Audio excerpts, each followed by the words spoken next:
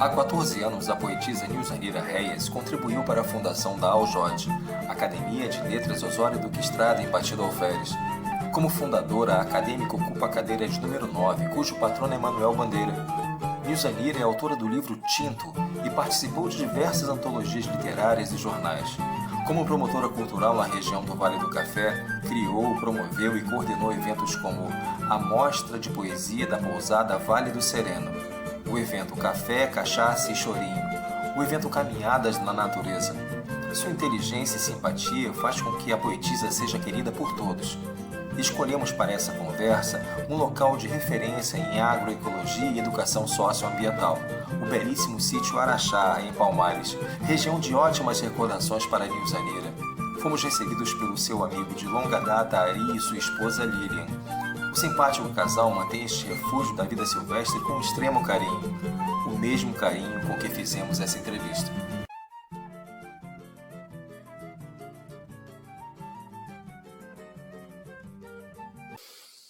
A minha experiência com esse tipo de território, né, vem há uns 40 anos atrás, quando eu comprei a primeira propriedade justamente aqui em Palmares. Né? Conheci e me apaixonei. Né? E os tios do meu marido vieram para comprar uma propriedade aqui, que ela ainda vive até hoje, que é a Sueli Moriano. E eu fiquei assim, encantada, eu e meu marido, né? Porque a gente criado na cidade, mesmo no subúrbio, né? Você não tem a oportunidade de ver esse verde todo, né? E aí nós ficamos no primeiro sítio como veranistas, né? Sim. A minha última filha praticamente, ela não nasceu, mas ela fez 1 ano aqui. Então a gente já vinha com ela desde pequenininha. E com isso de sítio veio a questão de plantar, das plantas e das hortaliças, né? Porque eu sou de uma família que eram pessoas, meu pai era maranhense, minha mãe do interior de Campos, né? Então gostavam de ter uma hortinha em casa, a gente foi criado com isso, né? Sim. Plantando, colhendo, comendo mamão de casa, manga de casa, isso num quintal de subúrbio, imagina aqui. É uma memória afetiva que você trouxe para... Trouxe da minha infância, né? E aí a gente depois comprou o segundo sítio, que foi o que a gente ficou até o final, que assim, nos últimos 15 anos que a gente teve aqui, a gente teve uma pousada, né? E foi assim, muito gratificante, né? Então dividir essa experiência do verde, né, com as outras pessoas que são de cidade, né, são capazes de passar por cima de um canteiro de alface sem saber que é alface, né? Então a gente curtiu muito, a gente plantou, a gente criou galinha e por aí vai. E também agregamos a isso algumas atividades culturais aqui, né?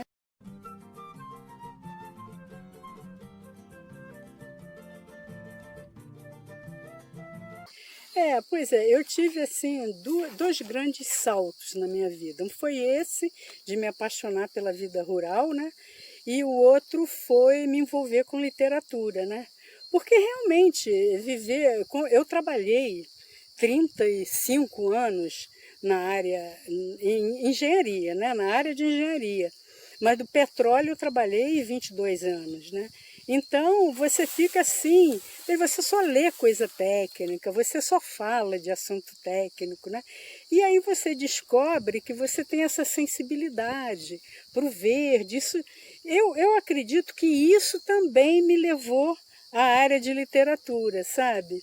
Porque esse contato com o ambiente, assim, despojado, né?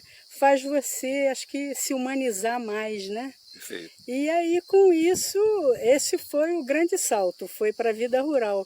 E depois para a literatura, né?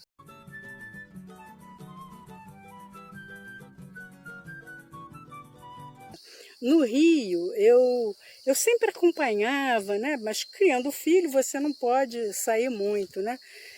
Mas acompanhando de longe aqueles movimentos, ficando ali, né? conheci o livreiro da Praça Sans Pena, ele fazia um jornalzinho, eu mandava um poemazinho, né, que hoje eu seria incapaz de reescrever, mas aí a gente vai tendo contato com isso, né? E aí, eu me lembro que quem também me deu muita força foi minha psicanalista, né? Ela falou, Nilza, deixa de bobagem, não é porque você é técnica que você não vai abraçar isso, isso é outra coisa, isso é de dentro. Aí eu comecei a entrar em concursos. E para minha surpresa, eu ganhei alguns concursos. Na Petrobras mesmo fazia uns concursos Prata da Casa, foi a minha primeira experiência. Não podia ganhar dinheiro, né? Mas podia ganhar um objeto qualquer, eu pedi uma impressora. Tudo a ver, né? Tudo a ver, pois é. Então foi assim, né? O tempo todo, foi através disso, jornais, revistas. E aí até que eu fui, até sugerido, né, por essa psicanalista, né, que eu procurasse um grupo. E eu procurei, que é o grupo da Estação das Letras, hoje Instituto das Letras, e lá eu fui me aprimorando. E fui vendo que o importante é ler. Ler. Você, para escrever, você tem que ler muito mais do que você escreve, né? Que aí você vai pegando o jeito.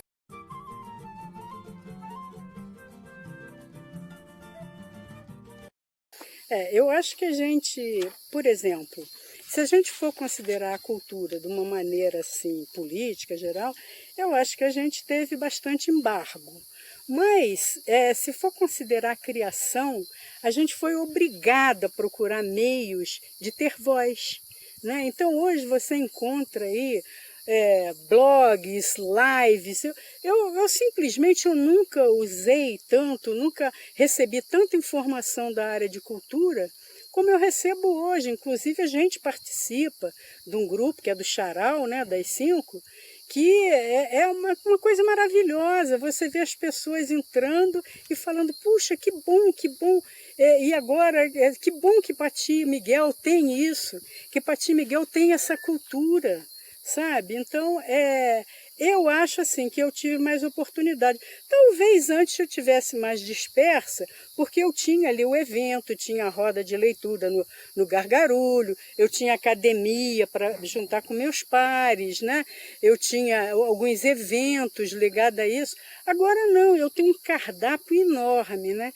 Então eu acho que levando por esse lado, que a gente ficou isolado, eu acho que foi muito bom. Eu valorizo muito a cultura, cara. Eu acho que a cultura é fundamental para o desenvolvimento de um povo, né? Sim.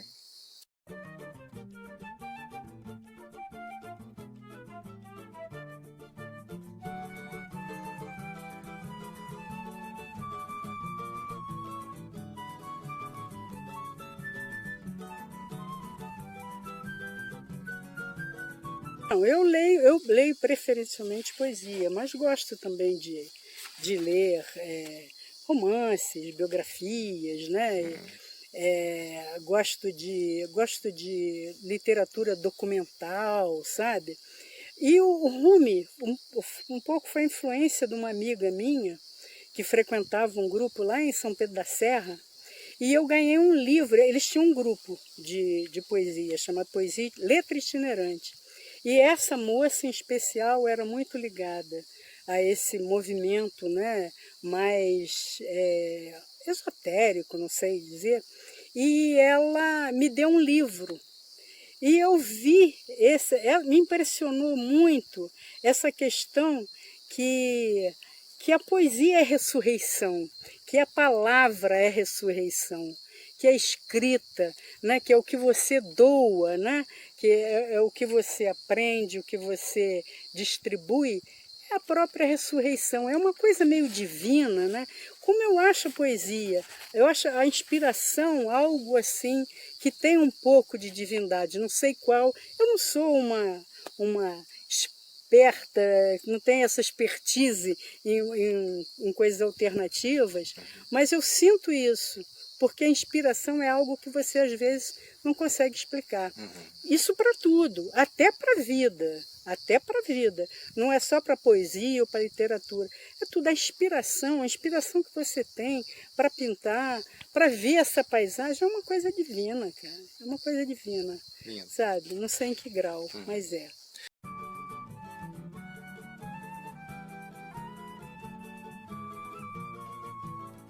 Eu prefiro uma literatura que fale bem da realidade, sabe? Que fale bem da realidade que a gente vive, que fale da desigualdade, que fale das injustiças, sabe? Não tenho nada contra quem pensa diferente, não. Eu acho que tem que ter os dois lados, sabe? Mas o meu caminho é para o lado talvez, dos desassistidos, dos menos vistos, sabe? E eu acho que é através da política que você chega aí, né? Então eu prefiro essa literatura, eu prefiro uma literatura engajada, mesmo que seja romanceada. Eu gosto como é que é? Maria Isabel Rezende, eu acho, eu até disse o nome dela um dia desse no grupo. Ela foi das comunidades, ela é uma freira, ela é uma freira, e ela trabalhou nas comunidades de base. Então, é uma pessoa que escreve a vida como ela é. Então, eu gosto desse. Agora, gosto de todos os poetas. Não é porque o poeta não é de esquerda, ou o escritor não é de esquerda, que ele não tem uma boa literatura. Entendeu? Eu consigo ver essa dualidade. Eu consigo ver essa dualidade como um mérito para a gente, né? Você tem que ter um contraponto para você, né? Então, Senão seria tudo muito monótono, né? Claro, imagina, se você não tem com quem questionar uma coisa, ou uma pessoa te questionar, né? Não há vida, não há evolução, né? Então, eu gosto da literatura mais engajada, mas também gosto de uns romances de vez em quando. Gosto da literatura japonesa também, sabe? Agora, leio muita poesia, né? E gosto muito dos novos poetas, né? Acho que a gente tem que dar oportunidade, né? E é isso.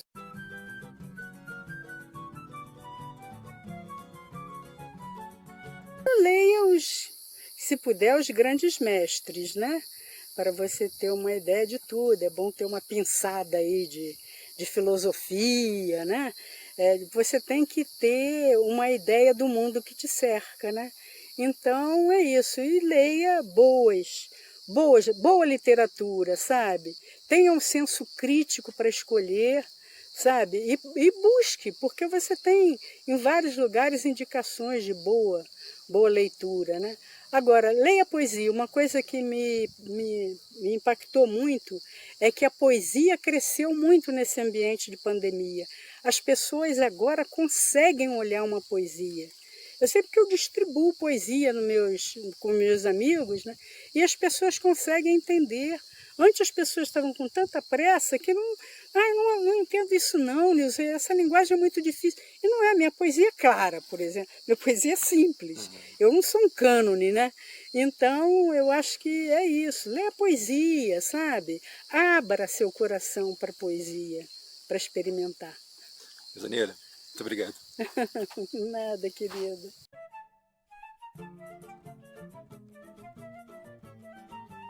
Esse poema tem tudo a ver com Palmares, tem tudo a ver com a minha vida aqui, porque eu vim para cá com meus filhos pequenos, né? Maternidade. Na feitura do pão, guardo o segredo da sobrevivência.